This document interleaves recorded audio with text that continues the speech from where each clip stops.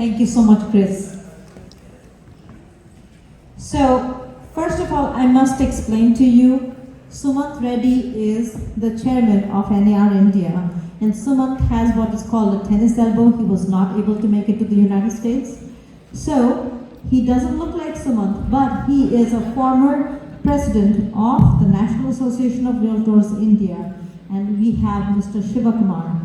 And we also have with us Tarun Bhatia, who is the global ambassador of the National Association of Realtors India.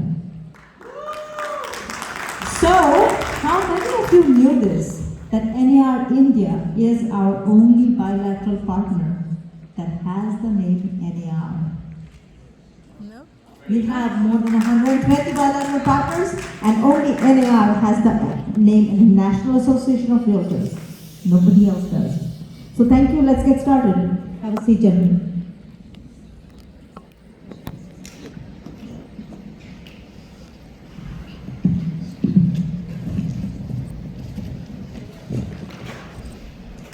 So we had a historic MOU signed with the Miami Association of Realtors, between the National Association of Realtors India and with Miami. And this has been a gateway to business between India and the Miami area. And more and more, we see that when businesses are, there's a lot of business that is happening across the world.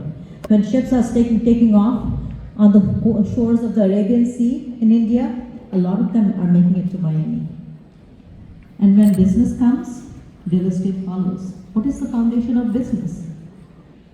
Real estate. There can be no human enterprise without real estate. Real estate is the backbone of all enterprise. Would you all agree? Under Yes. all is the land. Yes. So, without further ado, we are going to explore our connection with India, what we can offer to India and what India offers for us. And I'm going to ask these two wonderful gentlemen a lot of questions that hopefully they will answer and give you some perspectives about India. And we are talking about trade missions to India. Trade missions are typically more or less like a field trip, because that's how I see it. I'm a CIPS instructor, and I see it as a field trip. I love teaching, and for me, it's a demonstration of what I teach in the classroom. So that's what a trade mission is, on a very fundamental basis. So let me ask you, Mr. Bhatia, how can a trade mission to India enhance the Miami-India connection? Thank you, Trisha. Thank you, Miami Realtors, for having us over. It's a pleasure to be here and to represent NAR India. I'm Tarun Bhatia, the Vice Chairman and Chair Global for NAR India. So, Trisha, for your question, I was going through the NAR report, and as per NAR report, foreign buyers have invested $56 billion in US real estate, and India is number 4, higher than UK. So that fact a lot of people may not even know. But in Florida, we are not even in top 10. So that means Indians are buying, they're the number 4 in the world to buy US real estate, but not so much in Florida. So we are here to explore those opportunities. Secondly, the Indian diaspora living in the US has invested last year $15 billion in Indian real estate. So both ways business is happening, but it's not happening through this organized channel of Miami Realtors and NAR India. So this trade mission will really help us bridge that gap. What is a trade mission? It's a structured delegation where realtors, developers, all the other stakeholders take part. We walk through each other's projects. We have about 10 of us here from India to explore Miami real estate, and we are hoping a lot of you guys will come to India to explore India next year. So all this will open doors, and rather than only saying glad to meet you, we can say let's do some business. That is excellent. So that's all the message is. Let's do some business together. So, Mr. Shivakumar, my next question is towards you. Which Indian cities or sectors are most ready for US investment and partnership? Thank you, Trisha. Good evening, everybody, and it's lovely to be here in Miami. The striking similarity that I see between India and Miami is the weather. The constant thing that changes here in Miami is your sun. He keeps intensifying.